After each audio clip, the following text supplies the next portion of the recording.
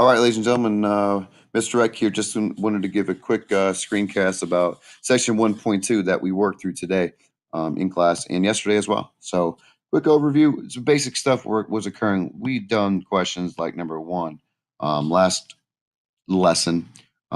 Here in number two, keeping in mind the ultimate goal is still to get the variable alone. We have two variables on the same side.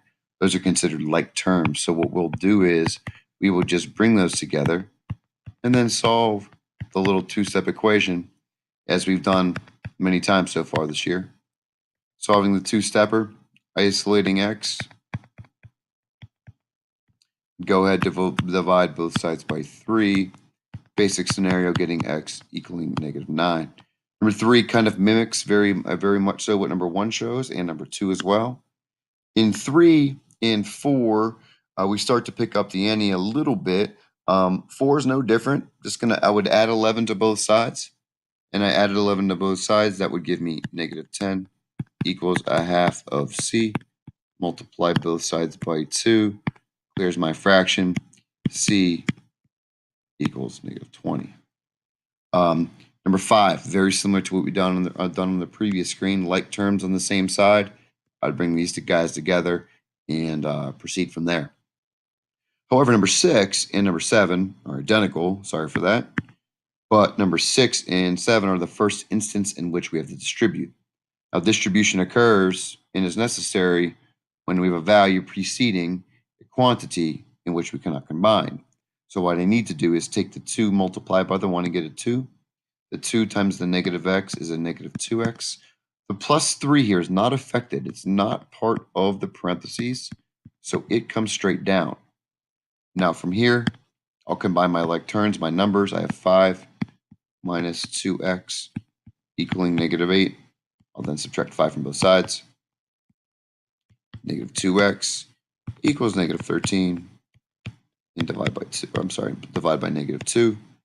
X is equal to 13 halves, or that's also equivalent to 6.5. All right, good stuff. Questions continue. Number 8, very similar to number 7, where we just distribute. 9, slightly different. I will show you this just because it is written backwards in the sense that the variable's on the right-hand side. The 4 must be distributed before you would consider bringing the 5 plus the 4 together. The reason is PEMDAS, right? Order of operations. Discuss that in section 1.1. So as I proceed in this question, I'm looking at 15 equaling 5 plus 8d minus 12. I bring together my numbers. I have 15 equals 8d minus 7. Would add 7 to both sides. Looks like this might be an improper fraction, which is fine. Divide both sides by 8. And d is 22/8. That's reducible. I'm going to go ahead and reduce that by 2 on each end there. In doing so, that would give me 11/4. And 11/4 is also equivalent to 2.75. All right, 10.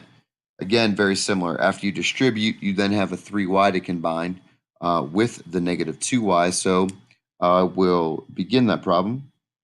Folks should be fine finishing it on your own. I'm going to distribute through.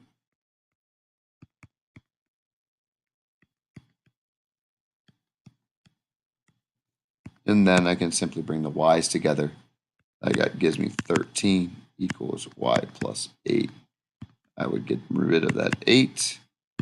And I guess I lied. I did finish that for you. Y would be 5. Okay, we have 11. Extremely similar to 10. 12, same deal.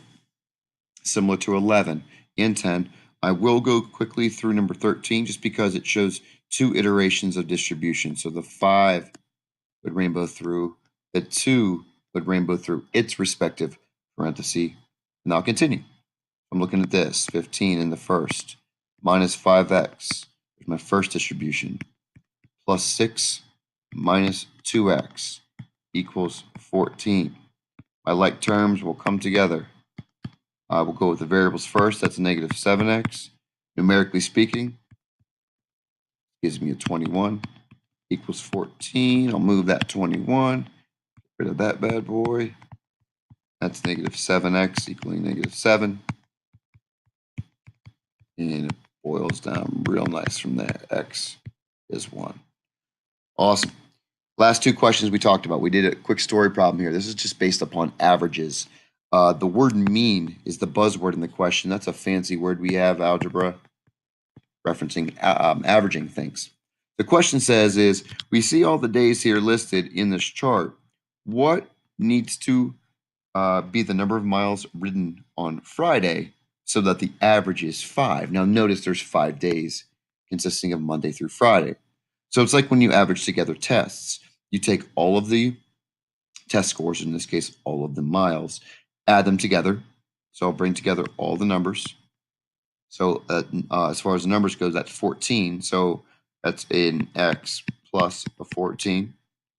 There's my total up top. I'll divide it by the number. That's Monday, Tuesday, Wednesday, Thursday, Friday.